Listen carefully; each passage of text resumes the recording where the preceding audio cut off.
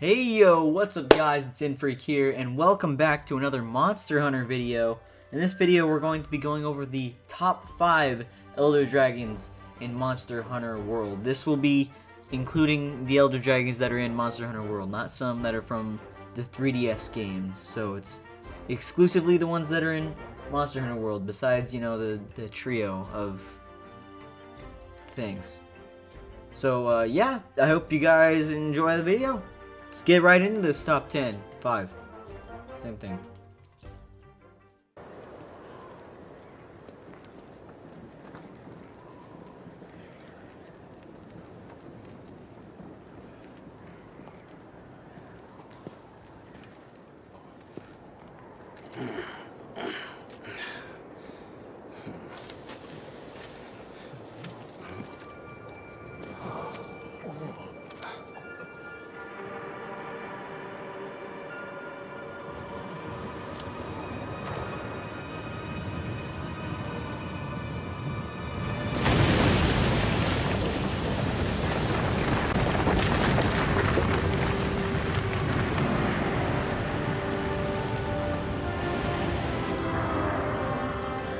Get to your posts now!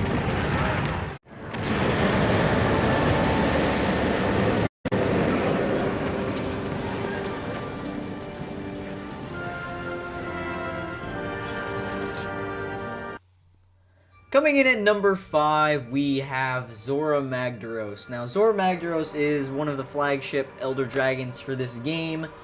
You don't really see him on the cover of anything until you get into the game, and he's the main guy for the first half of the campaign. He's a giant mountain of lava and volcanic shit, and he is pretty much what you're after for the entirety of the first half of the campaign. Now, he does escape the first time. You fight him in the Wildspire Waste, one of the ravines. And then the second time you fight him in the Everstream, which leads you along to the Elder's Recess. Now, this fight, it's pretty good, Zorah Magdaros' armor is excellent. It gives you complete resistance to fire, pretty much. His weapons are some of the best blast weapons. They usually do the most damage out of any weapon tree for any weapon. And yeah, the fight's it's bland depending on how many people you ask, but it's certainly a lot better than like the two other Elder Dragons that I can think of. Plus it's a giant fight, pretty much. So for the first half of the fight, you're going to be on his back destroying magma cores, trying to avoid them, trying to find all of them. There are 3 burrowed in his chest that you go in through the shell, like one in the middle, you'll find that one pretty easily, one in his backside, and one towards the front. Now, there's two others you can find on the right sides. They're pretty easy to destroy compared to the other magma cores, and one on his horn. That is the hardest one to destroy. Now, usually, you'll destroy his horn on the second phase of the fight. Now, the second phase of the fight is going to the barrier and just shooting shit at him, pretty much. Shooting cannons, shooting ballistas, using one-shot binders to keep hitting him with cannons. And then, every once in a while, you can come down to the ship and you can release the Dragonator, and that will stagger him and do a lot of damage to him, pretty much. Now, it's pretty self-explanatory. Just keep swacking at him with those cannons until he is dead. There is no way you should fail this fight, and it's a pretty cool fight. One of the main bosses of the game, and he looks amazing. So that was our number 5 spot.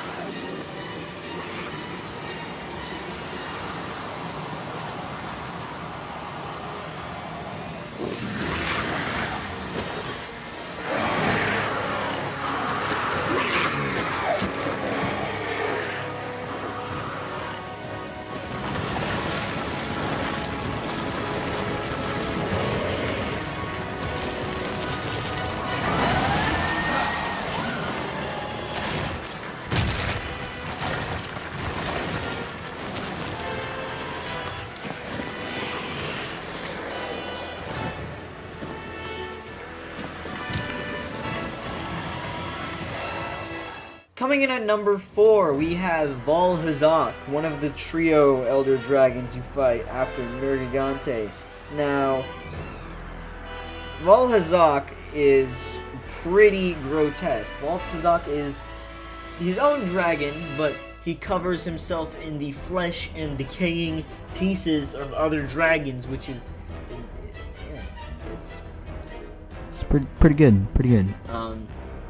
Now he's pretty cool. He uses rather than any other type of element, he uses the effluvium, the element around him in the rotten veil, to his advantage. He pretty much sucks the life out of any other smaller monsters carrying this effluvium on their bodies, and he'll pretty much throw up AIDS in your face, which I'm not gonna lie, that's pretty good. And he's got some really good dragon damage weapons, and his armor will pretty much protect you from anything but fire and dragon, which is, it's okay, it's pretty good. So I take his armor out for I'm fighting thunder monsters, water monsters, and ice monsters. So, and anything else regarding the majority. So he has some pretty cool armor. He, again, coming back to his looks, he is a really grotesque, pretty cool monster. The only gripe I have is, why did they replace Chameleos with him? Now, I thought this was a cool fight. Of course, I'm new to the whole Monster Hunter series. It's just, when I was introduced to Chameleos after this dragon, I started speculating. You know, Chameleos could have been a lot better fight than Deviljho, and to be honest, Deviljho's a little bit easy. It's just he attacks slow, but he does a lot of damage. And yeah, I think it's a pretty fun fight. They probably could have kept Chameleos in there while adding this guy. So I think it's just kind of a downside by letting this one fly.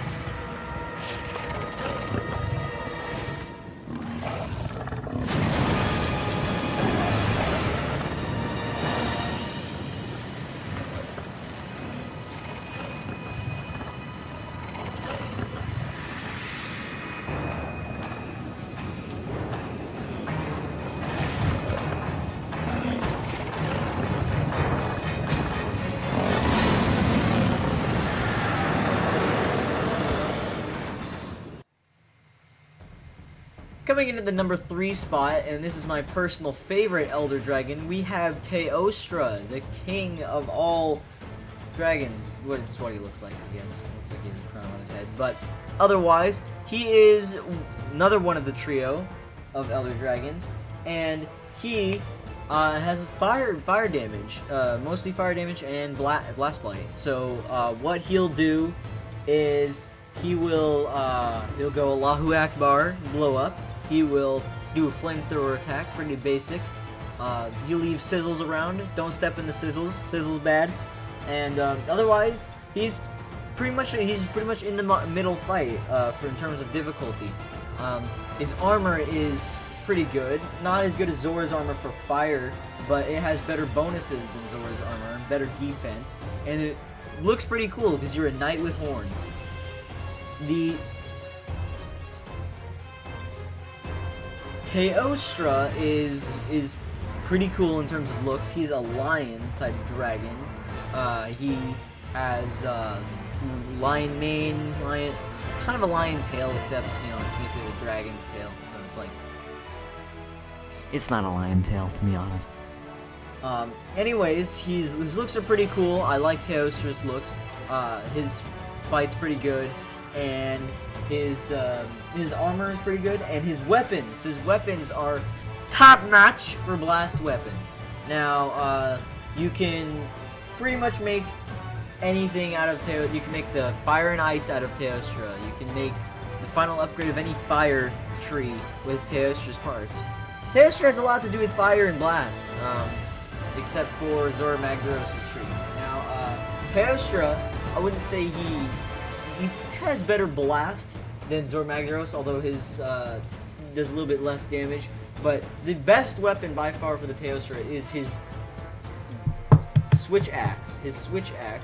Which is really good in terms of damage. You can do a lot of explosions with him, and he pairs up nicely with the Deo's ice damage.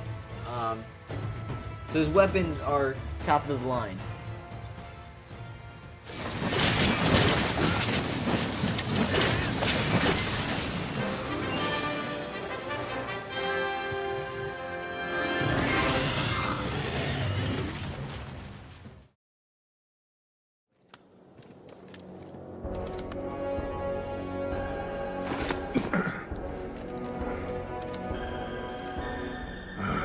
Great mother of... damn. Over countless years, the Elder's bioenergy created this. Even I never expected it to be so enormous.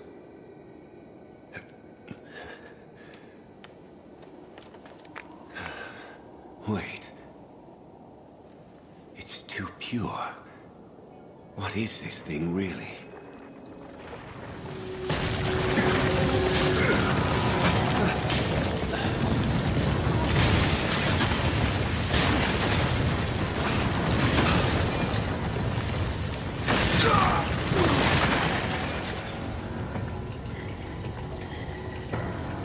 No!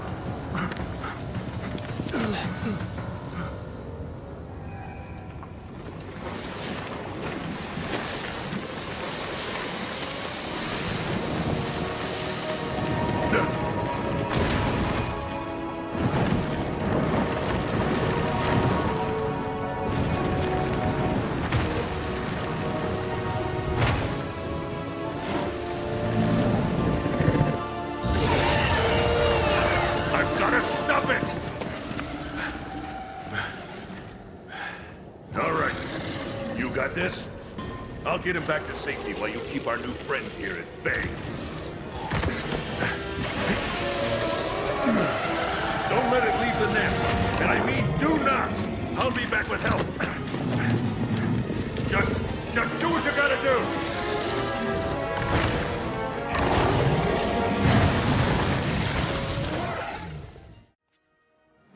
Moving on to the next one, we have Deviljho, the Emperor of all Elder Dragons. Now, this fight was a little underwhelming for being the final boss of the game, with his attacks being a little bit easy to dodge. He does a variety of dragon and fire attacks. Most of his fire attacks will leave behind a molten puddle on the ground, which will it will burn you. It will burn you. And he has laser attacks. He buries his fists into the ground and makes a fountain of dragon energy. A lot of his attacks are really cool. They're just easy to dodge, but with his massive size, some of them you have to get up close to him to damage, which means that you might be getting hit by these attacks either way. Now why I say he's underwhelming is because, you know, he's kind of the basic dragon fight. He's huge, he looks really cool, his armor looks really cool depending on how you ask, but full upgraded Deviljho gear will give you 20 thunder, ice, and water, which will pretty much make you invincible to anything that isn't fire or dragon. So that's pretty good, his armor looks pretty cool depending on who you ask, and his weapons are pretty in the middle for dragon, but the best part is they have white sharpness, which means that it wouldn't really matter how much damage they do. It's just the first part of white damage that they do is really good.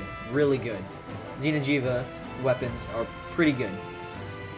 Now, why I say this fight is underwhelming is because he is definitely a better Elder Dragon out there because of a number 2 spot. But being the final boss, being the Sapphire Star in the Monster Hunter lore, they hype him up a little bit, and he's just a little bit disappointing in terms of fighting him. Yeah, but what makes up for it is that his fight can be really, really long because of the amount of health that he has.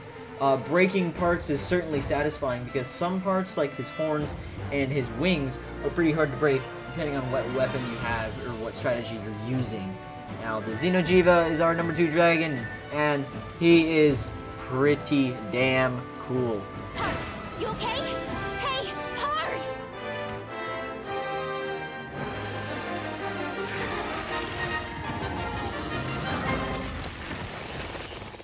Now, I'm gonna have an honorable mention here. Honorable mention before the first spot. We have Kashula Daora. Now, Kashula Daora is just not my favorite fight, which is why I didn't want to include him on this list. He is pretty annoying solo. His horns will never break, and he's just, I don't know, he's all around, seems kind of like a bland dragon. He looks super cool when he's sitting down, but otherwise, Kashula, the Wind Dragon, is just, I don't know, it's kind of bland in my opinion. Nothing stands out with him. Now, that part of that with his fight has changed with me as I've had to farm his horns, but otherwise, I think he should be an honorable mention because a lot of people like him, and, you know, if I had a top 6 Elder Dragons, he would be on that list. A dishonorable mention would be Kirin, because, fucking Kirin, go fight Kirin so you can die.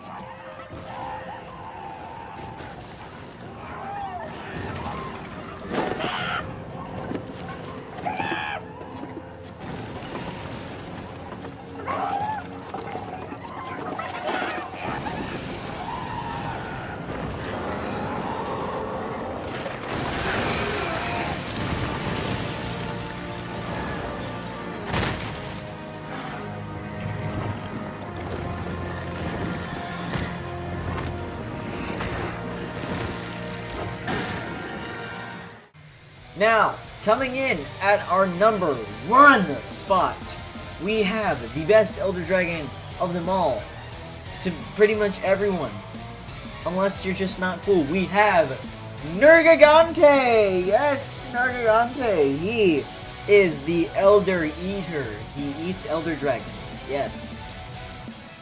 Yeah, that pretty much sums it up for you. His attacks, he doesn't know dragon element attacks, but all of his attacks are physical, and he has these spikes that grow on his arms, on his back, and on his wings that it's fucking terrible. They will harden, and they will... That's what she said!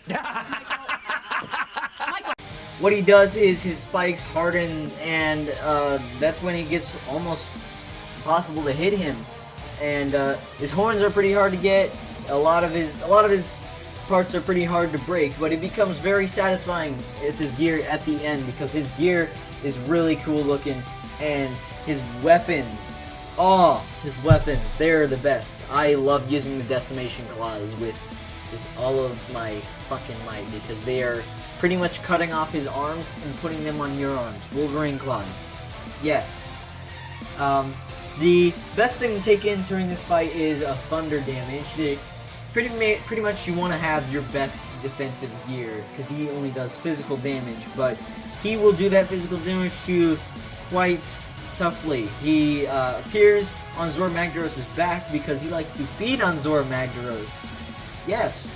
And without Zora Magdaros, which we drove away, he is killing all of the other Elder Dragons. He kills Elder Dragons, and you know what Elder Dragons do? They are living natural disasters. So he's a living natural disaster that kills other natural disasters. That's fucking scary in my mind. And plus, he has this Omaramu attack where he goes in the air and fucking smashes you, there's almost no way to dodge it. Unless you're, like, not in his sight at all. Well, if you're standing under him, then you're still fucked for whatever reason, because the hitboxes are pretty wonky, but this Elder Dragon is the best Elder Dragon. It's really cool. I don't think a lot of people would argue with me unless they just don't like fighting him, which it's understandable. It took me a while to grind his horns, and I only have one more extra, so looks like I'm not going to be making Nergigante weapons for a while.